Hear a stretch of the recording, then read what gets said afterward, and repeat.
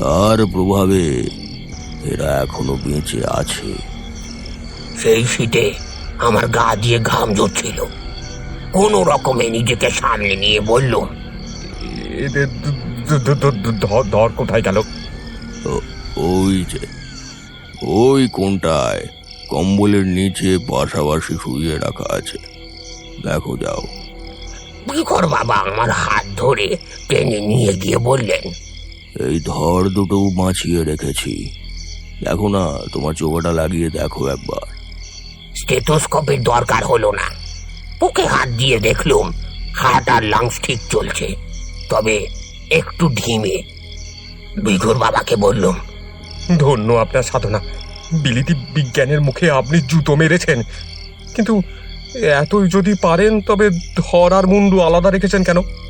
জুড়ে দিলেই তো লেঠা ঝুঁকে যায়। বিঘুর বাবা বললেন,